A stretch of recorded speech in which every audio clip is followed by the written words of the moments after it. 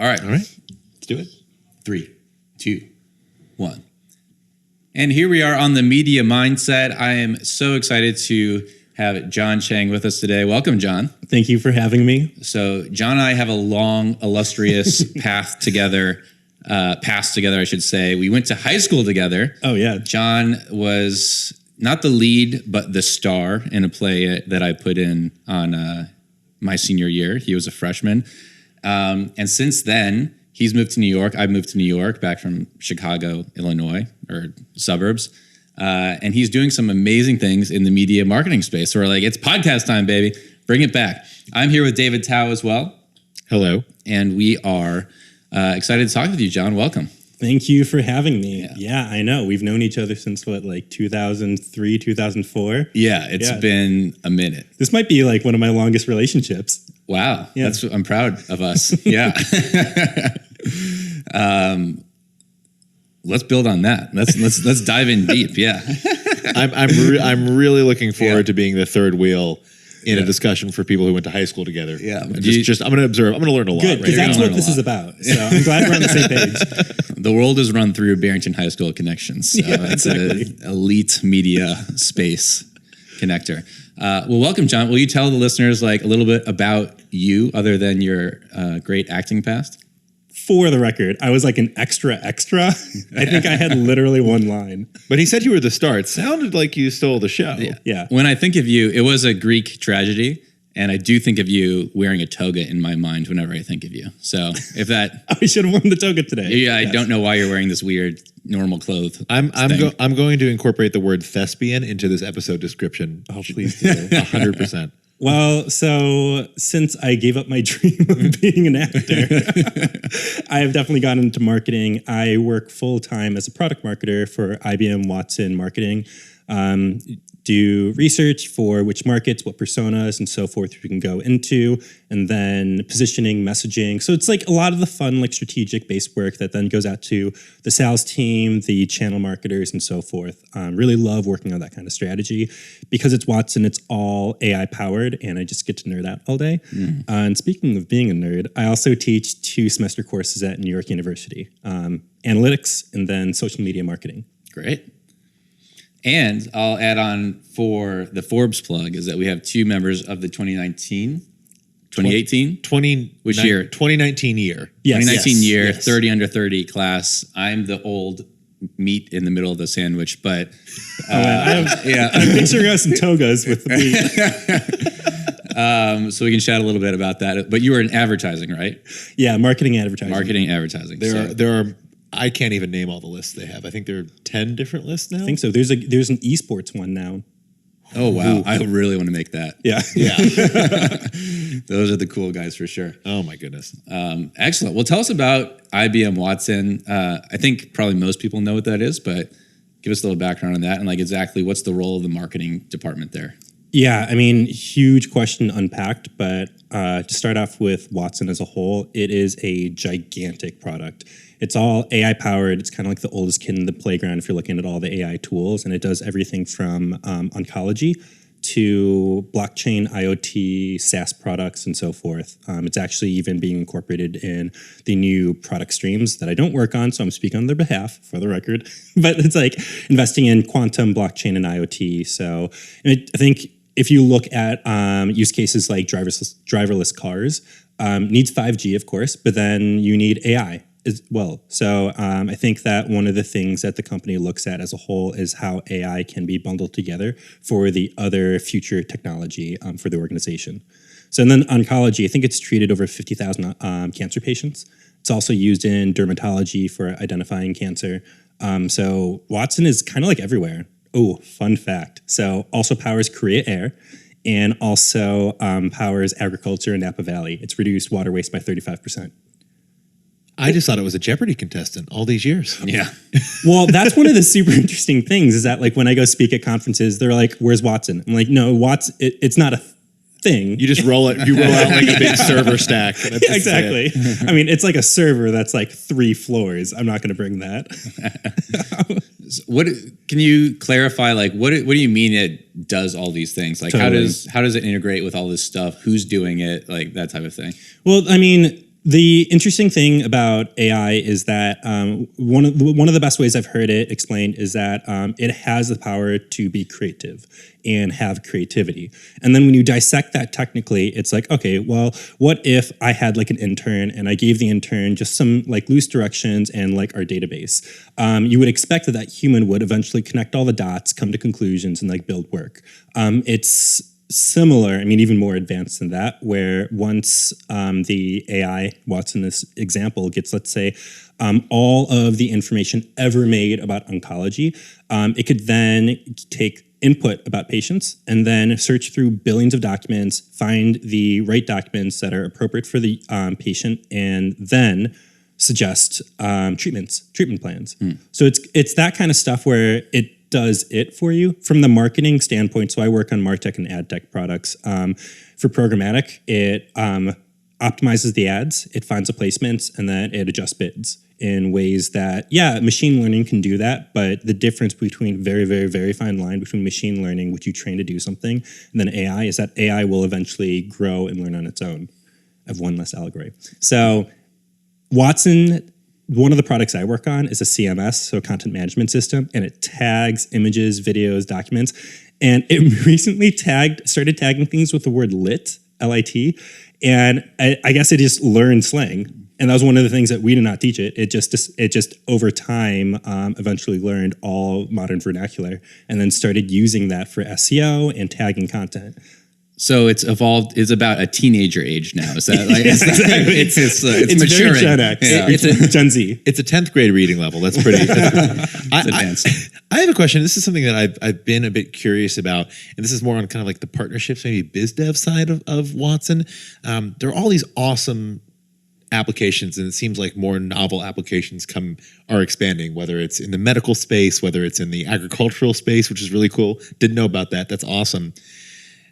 Watson is so established at this point. Are partners or potential partners who want to utilize Watson coming to IBM, or is IBM actively going out there sourcing these partnerships to build these new applications and these new functionalities for the product? Both for sure. So there's actually a developer advocate team. They do great things, like amazing things. So they I don't even know what the KPI is. I think it's the amount of API keys that they give out and they train. So I was actually at a startup conference in Sydney, and there were like hundreds of startups there that have been working with Watson through the developer advocate team. So they're all around the world and specifically what they do. But then there's other organizations, like even our competitors, we allow them. I mean, we work with them, and they actually have their products fueled by Watson as well. So and those are deals that like may have happened a while ago, but that they initially came to IBM being like, we try to create our own AI, but we would love to use yours. It seems like when a competitor of Amazon uses AWS or something like that. So they're using a core product, even though they're a competitor of the company. Yeah, I mean, it's like companies are so huge and their product suites are so wide that, like, especially when you're at like an IBM or Salesforce or Oracle, it's just like there's natural overlaps that, yeah. Excellent. Does IBM Watson have any real competitors? It's the only one I know. It's certainly the most famous. So well done, marketing department. Yeah, the branding on that superlative. Yeah, it was not me. That's our corporate HQ. Is it like? You didn't name it? Is there a Watson or competitor, or is it kind of like Watson is the market leader and no one else really plays in that space for now? No, there's some big ones as well. I mean, Google has an amazing AI as well. But like one of the things to keep in mind for AI is that it is purpose built and purpose driven. So the oncology product, we can't just say, oh, it's an amazing AI, let's put it in the MarTech stack. It's like essentially it's repurposed, but in a way where it needs whole new data, and we treat it almost like an infant, and then it learns in that industry. So if we think of it that way, then there are some massive AIs, absolutely, like Google's, but then you have industry-specific ones or purpose-driven ones that like may even outcompete us in a lot of ways. But that's the way I would think about it. It's not necessarily on a micro level, but there's a lot of ways you can kind of divvy it up based on what you're trying to do. Mm-hmm. So this is free. I've been saving it so far, the entire episode. The oncology product, Dr. Watson, you got it. It's yours. Take it. Wow, that's good. Yeah. That's really good. Been sitting on that. Yeah, and sorry to the oncology product marketers. I just like it's a really accessible use case. I think it's great. I think it's relatable. I mean, when we talk about these giant products, when we talk about whether it's in the realm of like cloud computing, AI, Yeah. It can get a little like amorphous, and it seems like you're talking about all these B2B solutions, integrations. Something like oncology, you mentioned Watson being involved in the treatment of 50,000 cancer patients. It takes it down to the individual level, and I think it's a really great graspable example. It's really grokkable because it's like, oh, it's helping specific people. This is how it's impacting daily lives. It might be impacting daily lives in like the agricultural space, but it's still a little bit far removed from the consumer. So actually, I love that example. Yeah, same here. And it's one of the things that I'm assuming corporate marketers have like a harder time doing is that it's like, it's hard to say like, oh, it does everything, and then have people understand the use cases. So especially if we're looking at like TV ads and like bigger media buys, it's like, well, then how do you message it? Do you pick one thing and then everyone just thinks Watson does that, or do you keep it at the higher message? And if you can see, like with our stuff, like from what I've seen, it's like much higher message, and then it's up to the business units and the product marketers like myself to then carry through the use case driven messages. Cool. And Watson's had some really iconic examples of that. Obviously, the Jeopardy appearances, the commercials with, I believe it was Bob Dylan a few years ago, where he was like, Watson was analyzing his song lyrics, and those are something that really stuck out to me. And I think there was a Super Bowl commercial or something with that. So didn't Joaquin Phoenix get cheated on by Watson, or was that a different AI? I think that was a competitor. That was a different. That was a All right, backstab. yeah. That was a backstabbing competitor That of Watson's. Yeah. Oh my God, I totally forgot about that. So I got her joke out of the way. I think that's everything we need to do in terms of Watson. Perfect. That's great. But talk to me about, I'm really interested in this actually, New York media marketing landscape. I see you all over the place. We're both good old Chicago boys. Like, what brought you out here? How's it been? What do you think of the city in terms of like that industry? I think it's a great place to be for marketing, and I encourage everyone to move here if you want to start a marketing career. I mean, I was living in like Chicago, Minnesota at the time, and the goal was to definitely move to a bigger city. So I was applying to jobs in San Francisco, LA, and New York. And the more jobs that I looked at, the more I realized they are like a little more industry focused. So I was like, okay, entertainment in LA, there really isn't much of a startup scene there. And then I was like, for startups in San Francisco.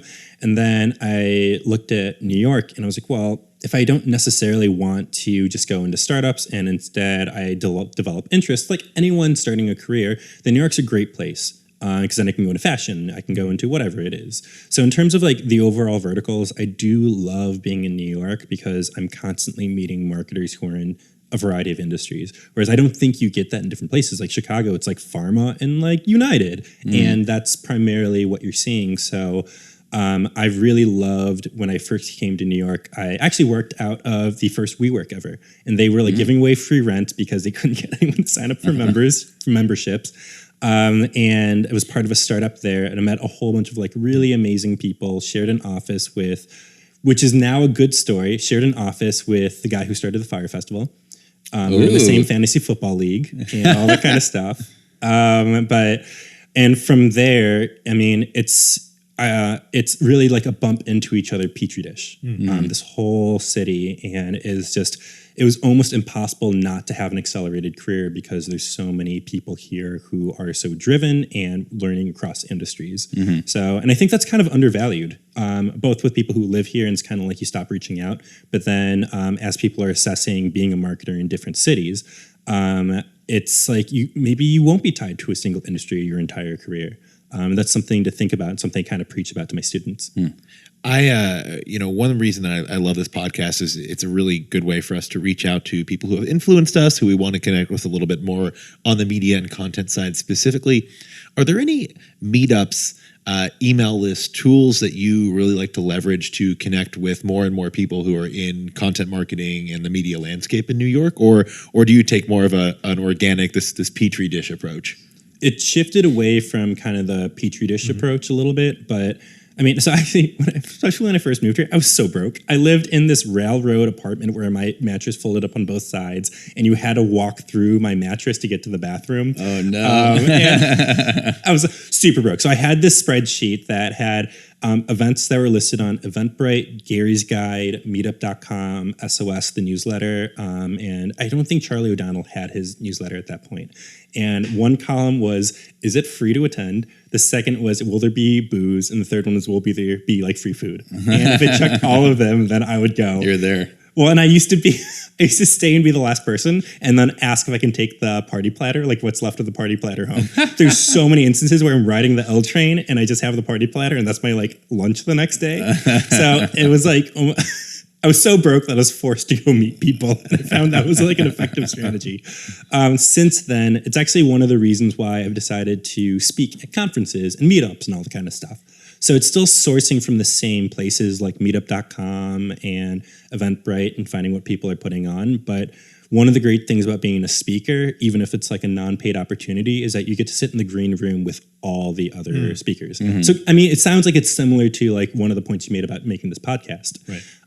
So I've made amazing connections and have like really great experiences and like, it's just like fun experiences just sitting back in the green with people who I admire. And it's just so human at that point. Mm-hmm. So, now, how did you get started being a speaker for conferences? Now, once you've kind of established your personal brand, we were talking a little bit before we started recording about, you know, working on that, building that reputation, and it kind of begets itself. But getting started, is that something where you reached out to someone and you were like, hey, I'd actually really like to contribute to what you're putting on, or were you approached first? I was not approached first. I was begging people. So one of my friends is a speaker who gets paid $15,000 per talk for a 20-minute keynote, and he does this. Yeah, he's phenomenal. So I reached out to him and I was like, how does this work? And he was like, this is actually fairly formulaic. There you have the motivational speakers and then the educational speakers, and there's a spectrum there. And you kind of need to figure out where you fall into there and what your 3 topics are and the takeaways for each of those. Just like that's the first thing. Second thing is that a lot of these event organizations would rather get a good speaker than the speaker with the best title. And of course, they need a mix of both. They need to sell tickets, but then they need a high like net promoter score after people attend. So I was like, great, I can do the academic long form things, and I can also be like do the song and dance and help with like the NPS. And therefore, his conclusion was, I need a reel of some sort. So what I did is I made a slush fund and started reaching out to places, and I was like, you don't have to pay me anything, just like put me on stage. I have teaching experience and so forth. And I started out with panels, got some pictures there, put it on my website. And then I started getting like 45 to 60 minute sessions. And at this point, I'm down to like 20, 25 minute keynotes and stuff like that. So it was like a 1.5 year process where I spent, I didn't spend too much money, but I spent enough money because I flew myself to San Diego, for example, and I paid for my own lodging. But that was the Growth Hackers Conference. And I was like, this would be amazing. And from there, I got a paid gig to speak in Sydney, Australia. They flew me out there and all that kind of stuff. That guy was just in the audience. So it's that kind, I guess that's the formula. That's fantastic. That you approach that like a true marketing pro. Yeah. You're like, definitely. What's the checklist that I can go down here? Just like your spreadsheet. Yeah. And I mean, it's like mildly neurotic. I don't know if you pick up on that. I think that's fantastic. I think that's really, there is this ethos in New York. I like even people who are mid-career or later career, they're willing to kind of start back at the bottom in maybe it's a new outlet for their existing expertise, and they're willing to kind of climb up the ladder again, even if they're seen as an expert or authority on something. If it's just slightly off of what they're known for or slightly out of their wheelhouse, they're willing to build back up that credibility from ground zero, from zero. And I really respect that. That's awesome. Well, yeah, and I think more people really need to do that. And so I used to teach General Assembly's 10-week digital marketing program. I did it 11 times, and all of those students are all adults. The average age is like 35 years old. And these are people that are hitting the reset button. And on the first day of class, it's always like first day of camp. And they're just like, is it okay that I'm doing this? And I would actually say, and I've taught high school too, that people are more self-conscious as adults on the first day of class than I've seen in high school, like when they're meeting each other's peers with like the 16-year-old like insecurities and stuff like that. And that shouldn't be the case. It's like it should be acceptable and embraced to hit the reset button, even if it's just part of your career or the entire thing. It's my soapbox. Very interesting. And what's it like at NYU? I mean, there's all college students all looking at careers in media, advertising, that type of thing. Like, what is the vibe there? Like, what is everyone excited about, and what do they want to get out of a class with you? So my class is required for the degree. All right. So they want to pass it. They want to pass. Make yourself mandatory. If there's one lesson to take from this. So yeah, I mean, they're all great. And one of the great things about the program is I teach social media and analytics. So by the time they graduate, they know SQL and how to build a relational database, in addition to the brand side and managing social media campaigns. And so they take the program because they have a general interest in marketing, but by the end of it, they know kind of which camp they kind of fall into. So it's also a career and an interest exploration in addition to a skill set building. So the vibe is like fun. I mean, it's always fun. These are like 20-year-olds who like get shoved into a classroom and I like vomit too much information on them. But I've been able to write like recommendation letters, and graduation just happened. So I saw a couple of them. I met their parents, and it's just like, I teach from 6:20 p.m. to 8:50 p.m. After like a full day. I have to go in the office earlier so I can leave earlier. And it's one of the things where it's like, I never feel tired while teaching, especially the NYU students. It really is just so lively, even when they're just like, they can't stop talking to each other like, while I'm lecturing. It's like there's an energy and a vibe there that you really can't get elsewhere. Yeah, it's interesting how much formal education has changed, because when I was going through school, like those classes would absolutely not be 40 years ago available. Yeah. Yeah. I hate being old. The old guy in the Keep up, Kenny. Come on. My day, literally people wouldn't even, like, if you went through coding, like get a CS degree, you wouldn't even learn how to make a website when I was in school. I think you would learn how to do like C++ or something like that. And now they're teaching like all sorts of things in actual like NYU programs, you know? I would still argue that computer science is different than like coding. They are different disciplines. CS is almost closer to philosophy than it is like a vocational program. Right. Yeah. That's my slight pushback. Well, at this point, I mean, programming is it's almost like it's learning another language. So instead of taking Italian, or in addition to taking Italian in college, I probably should have taken a programming course instead of, dinosaurs, which was an actual class that You took dinosaurs? That's a whole other podcast. Not like archaeology. Dinosaurs. There was also dinosaurs at WashU too, where everyone failed because they assumed it was going to be a really easy class, and then it's like that's exactly like a really tough class. That's exactly what happened. I was the only kid who showed up to every lab. I set the curve, and everyone hated me in the class because they're like, "You're the one try hard in dinosaurs." You ruined the curve. Love it. So, John, one thing I'm a bit curious about is, and it goes back to my question regarding you as a speaker and now a keynote speaker at events. How did you get started teaching, especially at an institution like NYU? I started teaching in college, but it was like teaching music. So actually my degrees are music, linguistics, and philosophy. Three. Yeah. 3 degrees. Well, I have a degree in philosophy and then minors in the other two. Busy guy. There we go. Sorry. Not to overstate. Not dinosaurs. You just... I did take a class about J.R.R. Tolkien and the Bible. So I learned a little bit of Elvish. That's interesting. Yeah. I think that's more interesting than dinosaurs, but I don't know your classes. Ooh, agree to disagree on that one. But that's tension. All right. I know. We'll have to go through this. But so I was a paralegal when I first started, when I started my first job out of college. And of course they overhired, and it was like a really miserable experience. But what else do you do with a philosophy degree? No offense. Is do value it. And what I ended up doing was getting put into marketing. And it wasn't real marketing. It was just like, we kind of talked to people here and there, but it was enough to spark an interest. And that's why I was looking at jobs in New York and like getting into marketing.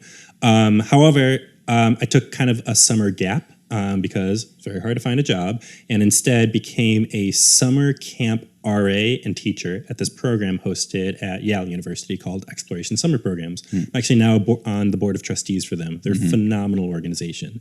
So I lived with a bunch of high school students, and I also taught them marketing during the day. And then after that, when I started my like career and all that kind of stuff in New York, I applied to General Assembly, and they were like, no. Then I applied a year later, and they're like, okay, you have a little more experience, and you also have this like teaching experience. You know how to build a curriculum map and stuff like that, which is like crazy simple for a teacher. But when you're an alternative paradigm education program like General Assembly, it's really hard to balance that practitioner versus teacher kind of skill set. So they like that I've had a little bit of both. And then eventually my curriculum advisor at General Assembly is really good friends with my dean at NYU, and they were looking for someone who could teach analytics on the marketing level. And they were also kind of going through the same thing. You have these people who have their doctorates in analytics, but then you also have this growing population of undergrad students who are looking to find real world skills. And whether or not that's just like overinflated, it's something that affects enrollment rate. So they were like, okay, well, now we need to find someone who has teaching experience with this and can also speak to the practical applications. And therefore, I was able to teach there. Great. Yeah, that's like the mid-level story. That's very cool. Yeah. I mean, it sounds like you've been really intentional about your personal brand, growing your career, as well as these other aspects of how you work and how you interact with the media world. What's next? What are you planning behind the scenes that we can get a peek at? Like, you're a speaker, or you're looking to level up, and is there a conference you have your eye on, or is there something beyond that? What's beyond NYU? Like, what's next on your spreadsheet? So overall, and it is a spreadsheet. So I actually posted on my blog. I have a 5-year career planning template that I put on there. That's like I just use for myself. But recently I was like, okay, I think I eventually want to be a GM, and I also want passive income. So those are the two things that are really driving it for now. So I've been creating online courses for LinkedIn Learning and Fiverr Learning. As well, it's like, what is the other kind of passive income for New Yorkers? Is like someone, you Airbnb your apartment, and I 0% want someone in my apartment. So, are you still in that railroad mattress turned up apartment, or is my God, no. Because it's an Airbnb now. Come on, Kenny. Exactly. So there's that part, and it like leans into the education. It's not like, oh, I'm forced to do this. I really like doing it. And then on the other side, I'm trying to get more experience in the operational kind of marketing because I've been interviewing people who are GMs at organizations that I like, and then figuring out what are the missing skill sets, and I'm trying to build towards those. So that's generally it, and then kind of everything else falls into place because the speaking helps with promoting the courses, and that fuels the passive income, and then the like writing and being on shows like this also, thank you for having me first of all, but then help build credibility and reputation when I'm trying to expand different kinds of marketing skill sets. Wait till you get that media mindset bump. Yeah. It's going to be crazy. I need to prepare. Colbert is all about the Colbert bump. At least he was when it was the Colbert Show before it was the Late Show. Just you wait. I mean, this is like a very legit setup. So I'm like very happy to be here. Thank you. For anyone, you guys got it going on. For anyone just listening, if you're listening to the podcast, we also post these on YouTube, and this is a brand new setup. First episode with our new setup, and I have to say, Jon, you sound great. You look great today. Thank you. So people should watch the video, not just listen. Listen, then watch, then buy Jon's course. Attend to NYU. Yeah. Go back to school. Take his class. It's mandatory. It's mandatory. Yeah. This is a good plan. Well, that's a good moment. That's a good question, though. Where can people find more about you? Where's the best way to connect with you? Great question. I mean, like the hub is jonchang.co, no H, JONCHANG.co. One of the things I really believe in is that, this whole entry-level position requires 1 to 3 years of experience when most people have 0 is just like horse crap. And then the second one is charging people for content is kind of a race to the bottom. Instead, you're charging people people are paying for the instruction and the person behind it and how well they can convey information. So I do make my lesson decks free, and they are all just on my website. So if you want to learn, I have like a digital marketing acronyms cheat sheet. I have some example go-to-market plans that I've made and that kind of stuff. I also I started this program this year for $5 to the charity of my choice. I'll give a 30-minute office hour. So I've had 36 of them to date this year. Great. Wow. Yeah, and it's just like it's a good way to just kind of like if my whole shtick is like helping people starting the careers and the content is like a way to help with that, then I think it's a no-brainer that can allocate 30 minutes a day to go talk to someone else and help them with their career. Absolutely. That's an amazing offering. Well, you heard it here. Go get 30 minutes with Jon for $5. That sounds like a steal. To charity even. Marketer, musician, philanthropist. This is going to be a fun episode description to write. I'm really excited about this. Actually, here's a fun fact and something where I'm going to just totally humble brag about. Although this episode kind of has been that, being like like featured on this, so thank you for that. Not so humble brag coming up right now. Yeah, I know. So I was having a horrible, horrible day, and I was walking down the street, and this guy came up to me, and he's like, "Are you a male model?" And I told him just to go screw off. I was like so mad, and he was like, "Just take my card." So I called him, and I'm going in to do an audition for a male modeling agency. Wait, why were you so angry? It was a bad day. Oh, it was just a bad day. But then also, who asked that? Who asked that kind of question? And means it. Yeah. I feel like he was going to give you like a rap album after that or something. I'm just like so excited. I mean, and he also explained very bluntly. He's like, there's classic beauty, but then there's like people like you.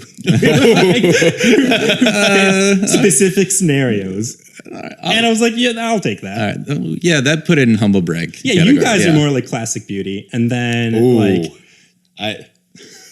Again, agree to also disagree. under 30. Keep bringing that up. I'm a traditional beauty. Kenny is a traditional beauty. Yeah. Corn-fed, Midwestern. You should have seen me with that new Snapchat filter. I am very pretty. That's everyone agrees. Jon, thank you so much for joining us today. It was awesome learning about a very interesting career and one that's I think is still very much in the growing phase. So very excited to see where you end up next and what you end up doing. Thanks, guys.